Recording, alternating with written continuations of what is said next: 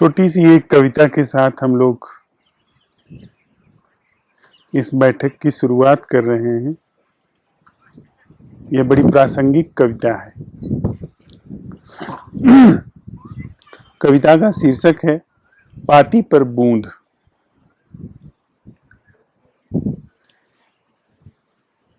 दो साल पहले आज ही के दिन आई यह कविता है। यहां जो सच में ही मिल सकता है वह अथाह होता है। यहां जो सच में ही मिल सकता है वह अथाह होता है। यह देख मेरे हाथ का मैला भिक्षा पात्र गिर गया। यहां जो सच में ही मिल सकता है वह अथाह होता है। यह देख मेरे हाथ का मैला भिक्षा पात्र गिर गया। यह समझ आते ही कि यह अस्तित्व सदा से ही बोध शून्य आनंद है। यह समझ आते ही कि यह अस्तित्व सदा से ही बोध शून्य आनंद है और जो भी मैं श्रेष्ठतम सुख का बोध कर सकता हूं और जो भी मैं श्रेष्ठतम सुख का बोध कर सकता हूं वह न्यूनतम दुख ही है। मेरी सुख मिलने की आकांक्षा गल रही है। जो भी मैं श्रेष्ठतम सुख का बोध कर सकता हूं वह न्यूनतम दुख ही है। मेरी सुख मिलने की आकांक्षा गल रही है। इसकी खबर आते ही कि सच्चा प्रेम अहस्तांतरणीय है। इसकी खबर आते ही कि सच्चा प्रेम अहस्तांतरणीय है। जो भी मैं प्रेम कर सकता हूं या पा सकता हूं वह तो घृणा का ही छद्म रूप है। मुझसे प्रेम निवेदन विदा हो रहे हैं। इसकी खबर आते ही कि सच्चा प्रेम अहस्तांतरणीय है। जो भी मैं प्रेम कर सकता हूं या पा सकता हूं वह तो घृणा का ही छद्म रूप है। मुझसे प्रेम निवेदन विदा हो रहे हैं। इस प्रतिभिज्ञा से कि यह अस्तित्व सदा अटूट अंतर संबंध है। इस प्रतिभिज्ञा से कि यह अस्तित्व सदा अटूट अंतर संबंध है। मेरी किसी से संबंधित होने या अकेले होने का ओछा भाव मिट रहा है। इस प्रतिभिज्ञा से कि यह अस्तित्व सदा अटूट अंतर संबंध है। मेरा किसी से संबंधित होने या अकेले होने का ओछा भाव मिट रहा है। यह भनक पड़ते ही कि यहां सदा विराट घट रहा है।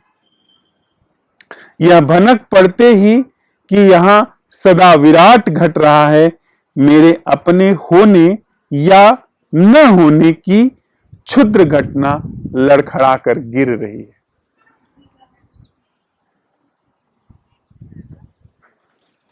यह भनक पड़ते ही कि यहां सदा विराट घट रहा है। मेरे अपने होने या न होने की क्षुद्र घटना लड़खड़ा कर गिर रही है।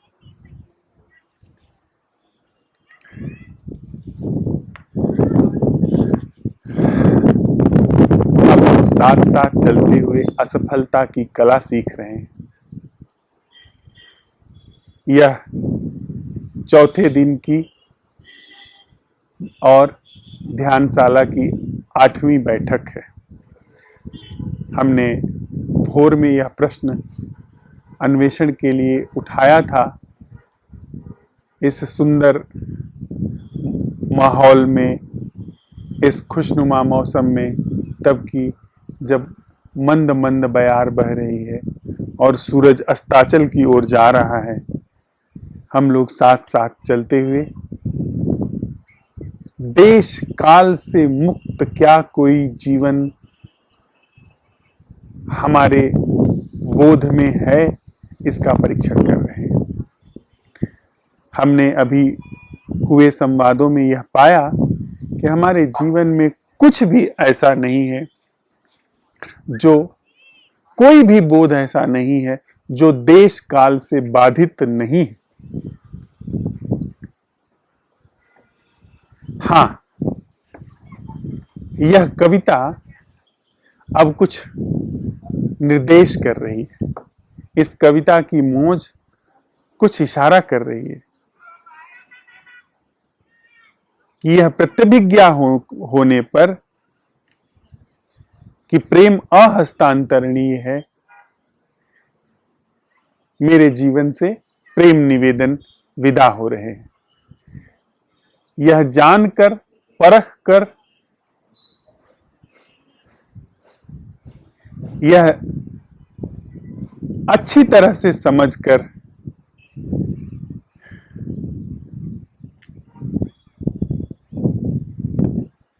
कि जो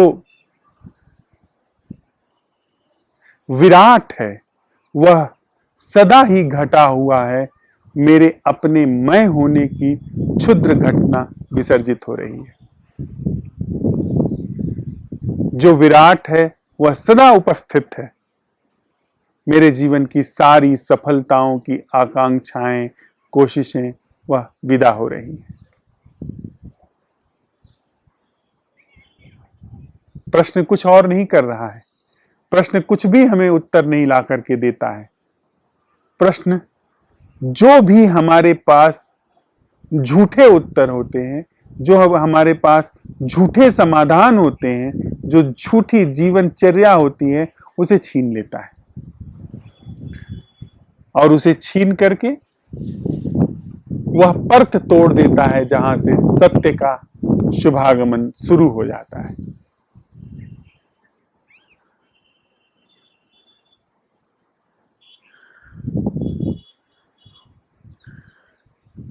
हम लोगों ने साथ में चलते हुए सुबह इस प्रश्न की छानबीन की, इसकी पड़ताल की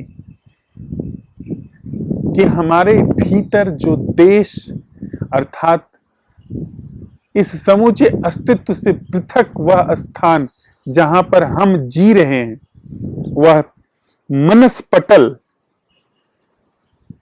जहां पर हमारे तथाकथित जीवन का सारा संचार घटित हो रहा है, वह समय जो कि अपने अतीत को लिए हुए और अपनी भविष्य की योजनाओं को लिए हुए यहां पर तथाकथित रूप से वर्तमान में उसी भूमि पर भास रहा है,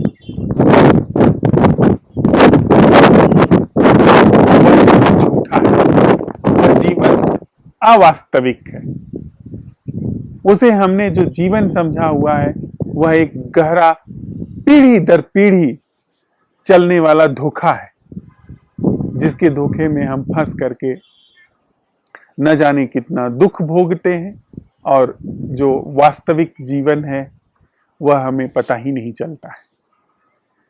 इससे पहले हम लोग इस प्रश्न में बढ़े जो कि सुबह भोर से हम लोगों ने जांच पड़ताल की थी और हमारे हाथ में आया था, और फिर वह असंभव प्रश्न उठाए जो कि हमारे भीतर अवसर दे उसके उद्घाटन का, जो कि वास्तविक है, यथार्थ है, सत्य है। एक छोटी सी बोध कथा से हम थोड़ा सा अपनी दृष्टि स्पष्ट कर सकते हैं, साफ कर सकते हैं।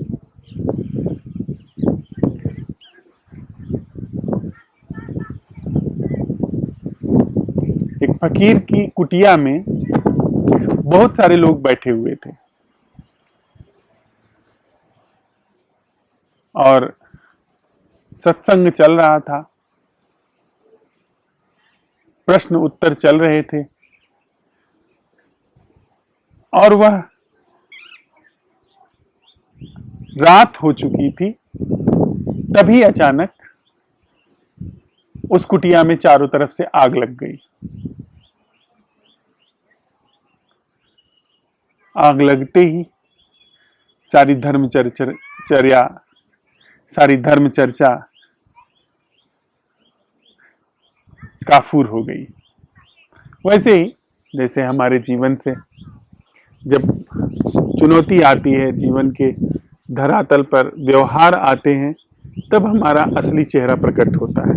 जो वास्तव में हमारे भीतर जीवन चल रहा है वह प्रकट होता है, और प्रकट होना भी चाहिए। जितना जीवन प्रकट हो जाए, स्पष्ट हो जाए, उतना ही उसे समझने में सहायता मिल सकती है, अगर हम समझना चाहें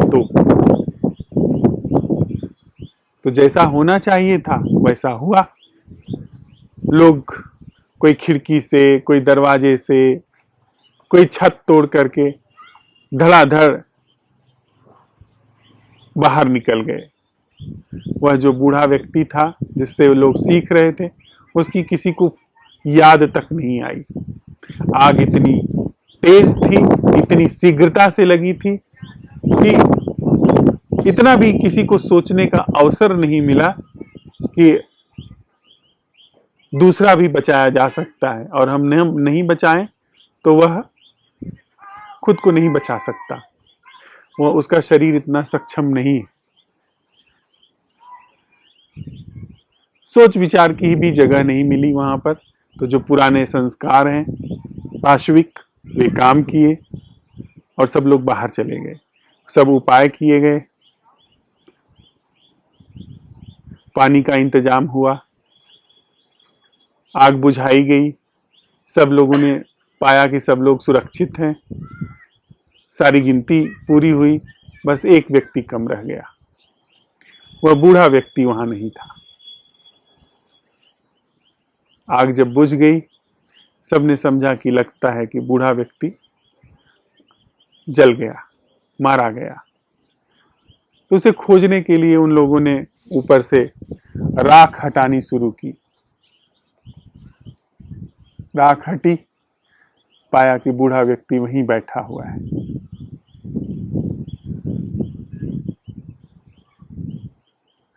सब लोगों ने कहा कि आप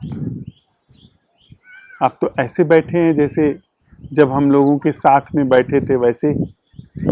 हुआ क्या आखिर? किया कैसे आपने? जहां आप बैठे थे वहां इतनी आग आई, पर आपको कुछ झुलसन महसूस नहीं हुई? आपने तो चीख पुकार भी नहीं मचाई। कैसे किया यह? कोई आप सिद्धि जानते हैं, कोई आप उपाय जानते हैं, किया कैसे यह सब? उस बूढ़े व्यक्ति ने कहा, मैं ऐसी कोई सिद्धि नहीं जानता हूं, ऐसा कोई उपाय नहीं जानता हूं। मैं भी जैसे आप सब लोग हैं ऐसे ही मैं भी एक साधारण व्यक्ति हूं। तो उन्होंने कहा, उन सब लोगों ने मिलकर के, कि हम तो शर्मिंदा हैं कि हम आपको लेकर के नहीं जा पाए यहाँ से। हम अपनी अपनी ही जान बचा करके भागने में लगे रहे।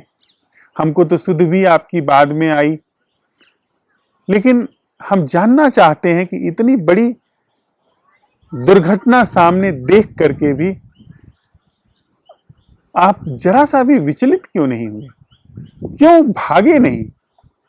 बूढ़े व्यक्ति ने जो कहा वह हम सब लोगों को समझ लेना चाहिए। अगर हम उसे समझ लेते हैं, जीवन के रहस्य की कुंजी हाथ में आ जाती। उस बूढ़े व्यक्ति ने कहा, मैं भी भागा। आप भागे, आपकी सामर्थ्य थी। आप जहां आग नहीं थी वहां भागकर जाने में समर्थ हो। मेरा शरीर समर्थ नहीं है इतनी तेजी से इस घर के बाहर निकल जाने में। लेकिन मैं भी रुका नहीं, मैं भी भागा। मैं वहां भागा, भीतर वहां भागा जहां आग नहीं पहुंचती।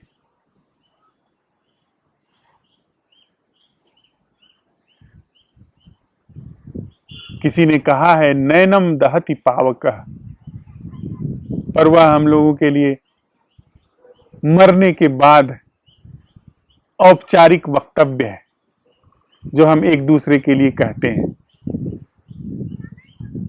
जब किसी के घर मृत्यु हो जाती है तब हम जाकर के वह दोहरा आते हैं। जब हमारे घर मृत्यु हो जाती है वे लोग आकर के दोहरा जाते हैं। लेकिन वह बूढ़ा व्यक्ति नैनम दहति पावकः का जीता जागता उदाहरण था। जीती जागती वह प्रतिमा थी, नैनम दहति पावक। जब अवसर आता है, जब चुनौती आती है, तब इन सूत्रों की कसौटी सामने आती है। तब यदि हम उन कसौटियों पर कसे जाने के बाद खरे उतरें तो ही वे सूत्र सिद्ध माने जाते हैं, अन्यथा वे सिर्फ खोपड़ी में भरे हुए कचरे से अधिक नहीं है ऐसा जिसके लिए हम यह प्रश्न उठा रहे हैं। वह क्या है जो देश काल से पार है? शरीर जल जाता उसका, वह संयोग था, वहां तक आग नहीं पहुंच पाई। वो भवन के मध्य में था, वहां तक आग पहुंचते पहुंचते बुझा ली गई, लेकिन तत्क्षण वह वहां सरक गया जहां नैनम दहति पावक, जहां आग जला नहीं पाती है, जहां आग की पहुंच नहीं है। उसी के लिए हम यह प्रश्न उठा रहे हैं, वह क्या है जो देश काल से मुक्त है? वह क्या है जो समय से और स्थान से पार है? उसी का हम यहां उद्घाटन कर रहे हैं साथ साथ चलते हुए। अगर ऐसा द्वीप, लोगों ने इसको द्वीप कहा है, जहां पर आग नहीं पहुंचती, जहां पर पानी नहीं पहुंचता, जहां हवा नहीं पहुंचती, जहां काल नहीं पहुंचता, जहां समय नहीं पहुंचता, जहां पर स्थान नहीं पहुंचता, न जहां पर गर्भगृह है, न जहां पर शवदाह गृह है, वह स्थान है। उसी स्थान के लिए हम प्रश्न उठा रहे हैं, उसी जीवन के लिए हम यह प्रश्न उठा रहे हैं कि वह जीना क्या है जो अब हमारा सामने आया, अंकुरित होकर के, ऑर्गेनिक रूप से प्रस्फुटित होकर के आया प्रश्न है कि वह जीना क्या है जो देश काल से मुक्त है। देश गल जाता है, बदल जाता है, मिट जाता है, ओझल हो जाता है। काल तो पल पल बदल रहा है, मिट रहा है। वह क्या है जो देश काल से मुक्त है? और उसके भाव वहां जाने के लिए तिल भर भी पुतली सरकती नहीं, वहां जाने के लिए तिल भर भी गति नहीं है। गति वहां होती है जहां पर देश है,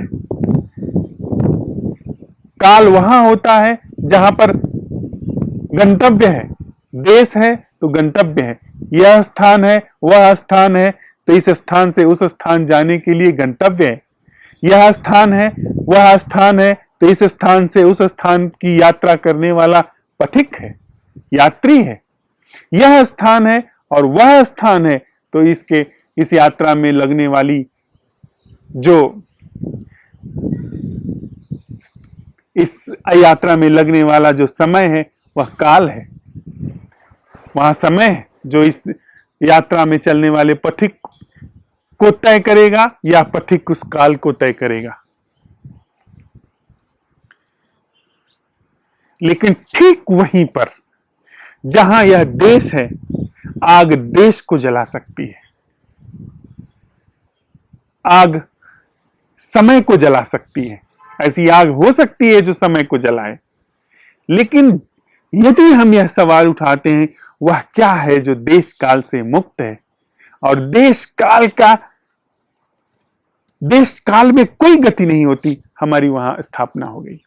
हमारी नहीं, जीवन की वहां स्थापना हो गई। न वहां यात्री है, न वहां प्रस्थान है, न वहां गंतव्य है, और न ही उस गंतव्य में लगने वाला समय है।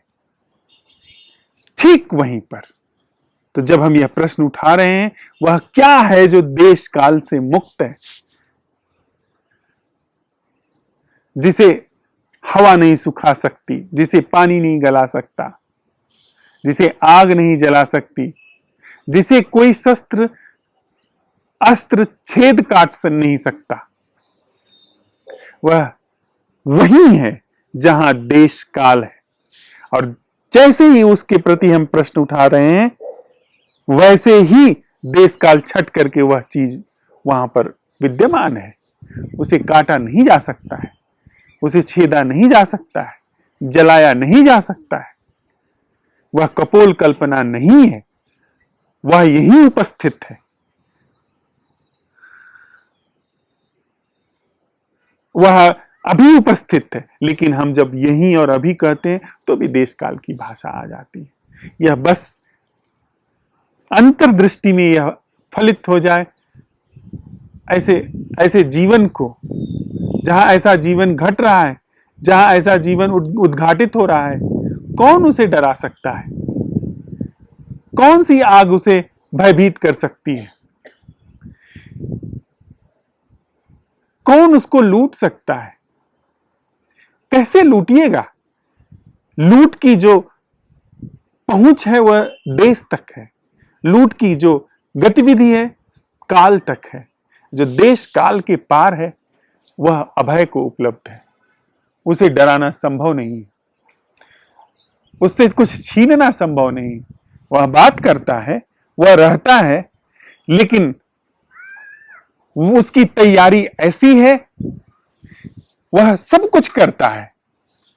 करने वाले लोगों ने जीवन भर किया है, जीवन भर वो लोग बोलते रहे, लेकिन तैयारी, लेकिन अंतर्दृष्टि ऐसी थी कि पुतली भी नहीं थिरकी और वो समाप्त हो गए, वो उसमें घुल गए।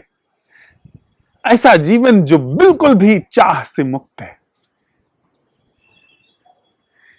ऐसा जीवन जो बिल्कुल विषाद से मुक्त है, अतीत से मुक्त है, उसी का हम साथ साथ अन्वेषण कर रहे हैं, जिसके लिए हमारा अब प्रश्न प्रासंगिक रूप से होकर के आ रहा है। वह जीना क्या है जो देश काल से मुक्त है? निश्चित ही इसका उत्तर नहीं आएगा, क्योंकि प्रश्न देश उठा रहा है, प्रश्न काल में उठ रहा है, लेकिन प्रश्न का उत्तर कालातीत है, देशातीत है, देश काल के परे है, अकाल है।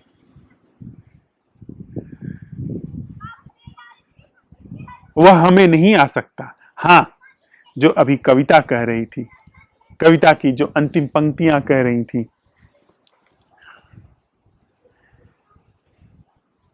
कविता की अंतिम पंक्ति कहती है,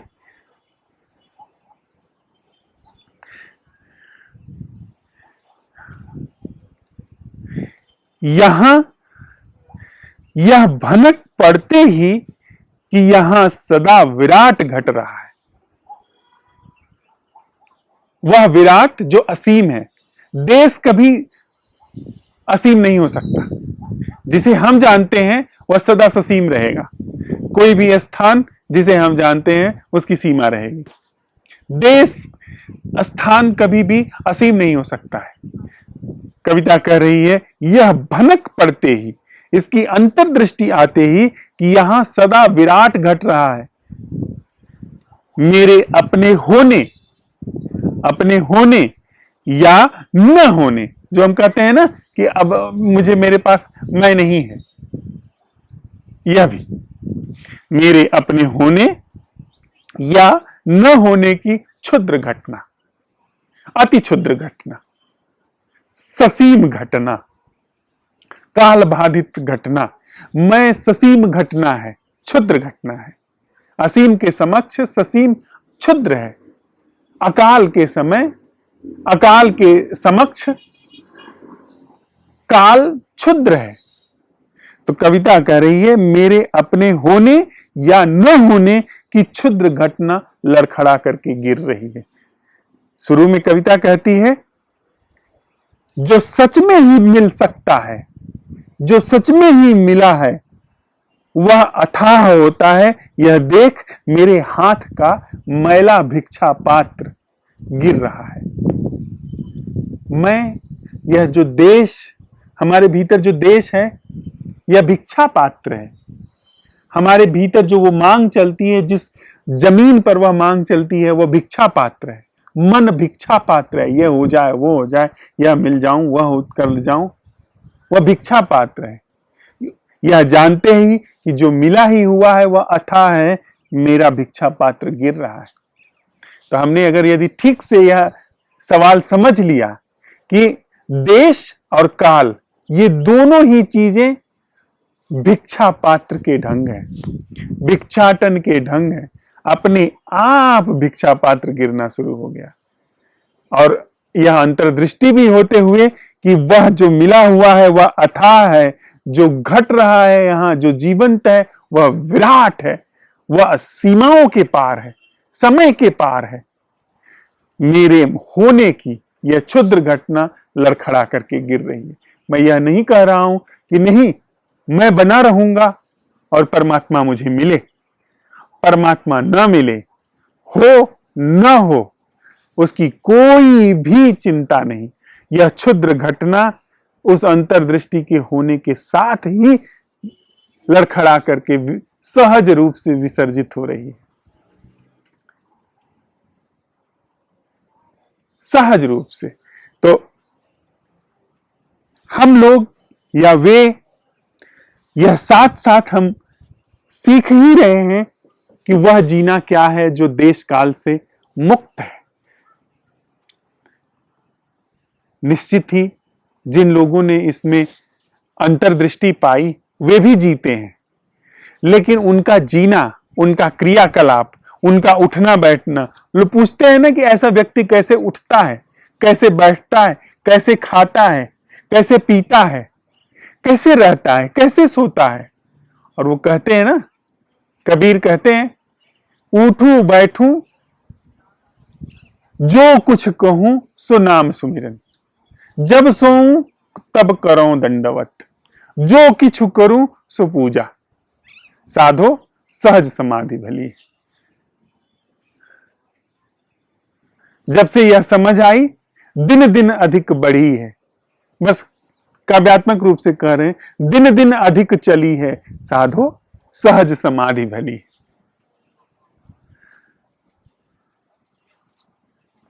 यह बिल्कुल सरल सी बात है,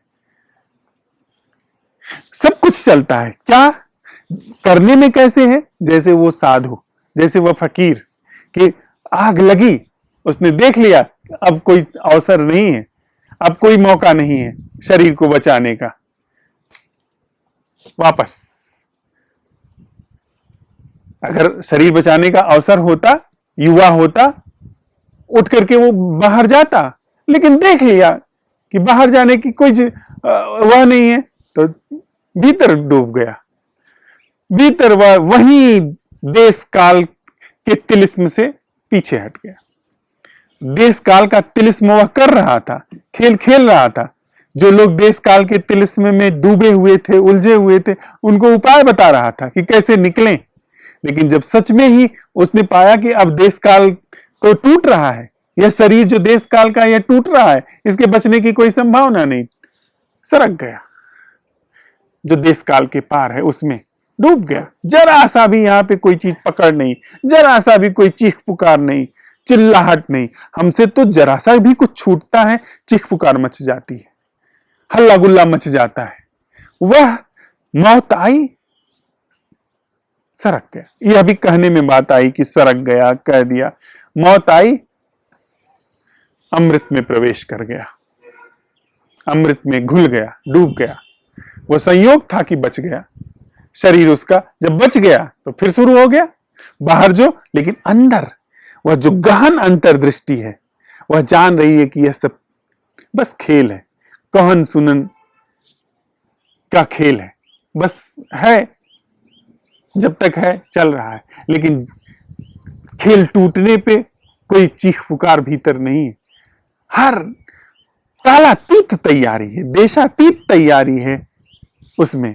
कबीर कहते हैं ना, जा मरण से जग डरे मेरो मन आनंद, जा मरण से जग डरे मेरो मन आनंद, कब मरी हो कब पाई हो पूरन परमानंद। कब मरूंगा, कब पाऊंगा वह जो फिर जिसमें कोई बाहर आने का कोई उपाय नहीं। तो हम यह प्रश्न साथ साथ चलते हुए उठा रहे हैं, वह जीना क्या है जो देश और काल से मुक्त है।